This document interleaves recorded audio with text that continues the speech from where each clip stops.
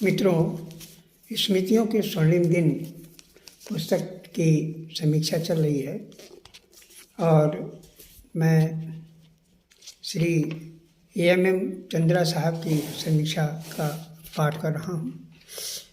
इन्होंने बहुत अच्छे ढंग से स्मृतियों के स्वर्णिम दिन को संवारा है। देखिए आगे क्या कहते हैं। सुशील राकेश के समय काल की यात्रा के सहयात्री शमशेर भी रहे हैं। शमशेर के बारे में लिखते हुए लेखक कहता है कि 1936 में प्रगतिशील लेखक संगठन के साथ उनके जुड़ाव ने उनके विचारों को एक नई धारा की ओर मोड़ दिया। कविता के बारे में शमशेर द्वारा प्रस्तुत विचारों को भी लेखक ने पाठकों के समक्ष प्रस्तुत किया है। हम किसी कविता का वास्तविक आदर तब करते हैं जब उनकी अच्छाई बुराई दोनों तटस्थ भाव से वैज्ञानिक दृष्टिकोण रखे। हाँ, डॉक्टर धर्मवीर भारती और सुशील राकेश का परिचय मात्र इतना ही है कि दोनों ने एक दूसरे को मात्र चिट्ठी पत्री लिखी। इस पत्राचार ने लेखक के विचारों को काफ़ी हद तक प्रभावित किया। इसलिए लेखक को कहना पड़ा कि मैं आज भी नहीं समझ पा रहा हूँ कि जो वाणी और व्यवहार में भारती जी का साम्य था, प्रोत्साहन करने की कला थी, वो मुझे किसी संपादक में क्यों नहीं दिखाई दे रही है। सुशील राकेश की साहित्यिक यात्रा यही समाप्त नहीं होती।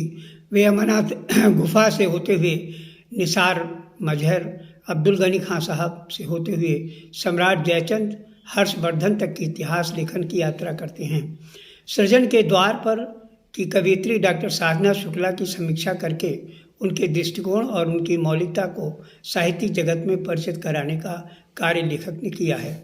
इस संस्मरण का एक महत्वपूर्ण हिस्सा साक्षात्कार भी है, जिसने इस संस्मरण को दुर्लभ और ऐतिहासिक बना दिया।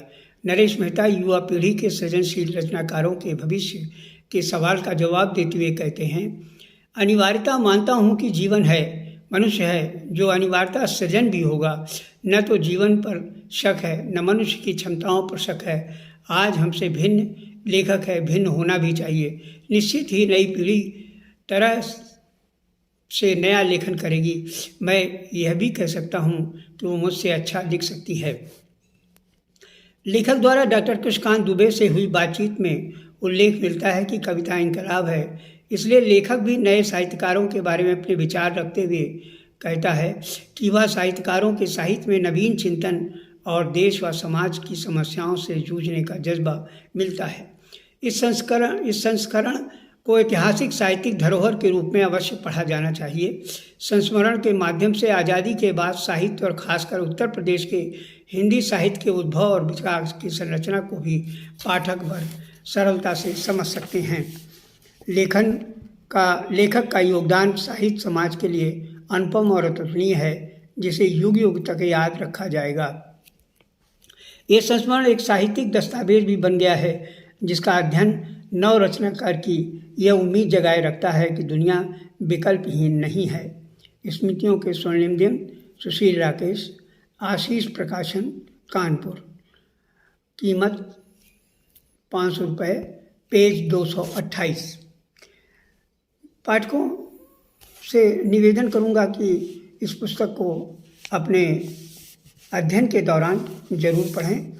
हो सकता है उनको कोई नई चीज़ें इन सारे साहित्यकारों के बीच से मिल जाए।